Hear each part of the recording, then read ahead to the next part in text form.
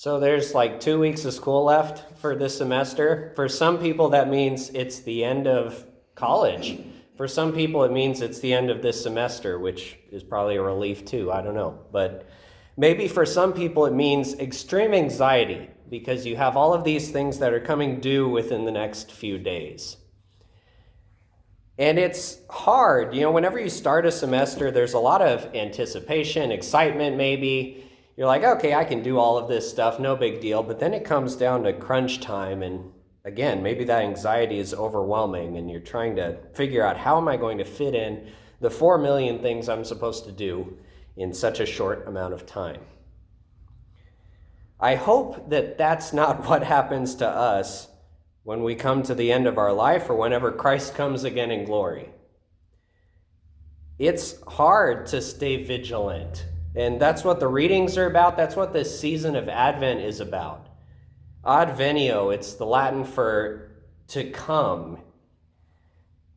We're preparing for Christ's coming on Christmas Day, whenever he came and the Word became flesh. But we're also preparing for his second coming, that someday he will come again to judge the living and the dead, like we pray in the Creed all the time. And are we ready? It's hard to be ready for that. We don't really know what it looks like. We've got the gospel here it's saying all of these really kind of dark things, signs and the sun and the moon and the stars and all this other chaos going on. But how do we be ready? Jesus gives some practical advice here. Don't let your hearts become drowsy from carousing and drunkenness and the anxieties of life. It's hard to stay vigilant in every moment, though, because we get tired and lazy because we just seem to keep waiting, and then all of a sudden it's upon us, and then we have to do something about it, like the papers or tests or whatever that are coming. The best thing that any of us can do, I think, is pray. Daily prayer. It's basic in some sense, but it's got to be at the fundamental root of everything we do. Even if it's just a couple of minutes a day to consecrate your day to the Lord.